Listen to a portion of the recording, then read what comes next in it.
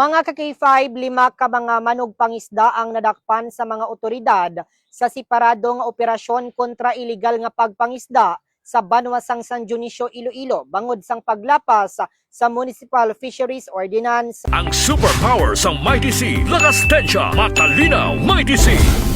Sang Hunyo 18, 4 ka manog pangisda ang nadakpan sang Iloilo Maritime Police matapos ma-intercept ang ila ginasakyan nga motorbangka samtang nagapangisda sa baybayon sang barangay Nipa nga wala sang nagakaigo nga permit o kun lisensya. Ginkilala ang mga nadakpan nga Sanday alias June, Yuli, Zandro kag Georgine. Nakumpiskar sa ila ang mga gamit sa pagpangisda kag 20 ka kilo sang tamban nga ginabanta na gabalor sang 1,000 pesos.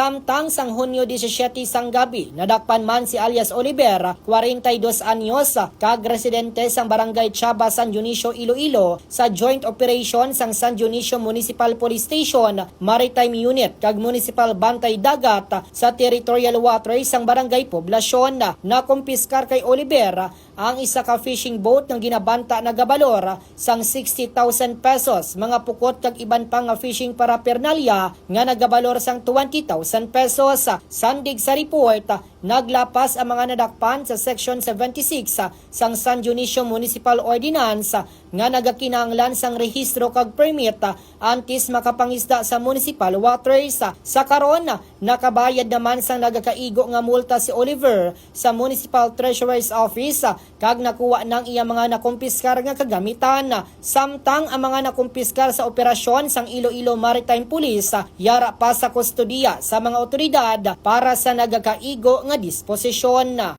Balita nagikan sa 5th Distrito, ini si K5, Reggie Plazuela de Mayo para sa Kampiyon nga Balita, Serbisyo Publiko kag Kalingawan sa 5th Distrito, K5 News FM. DTX 500. Di na problema mo bala ang mataas nga blood sugar level? Ang DTX 500 na.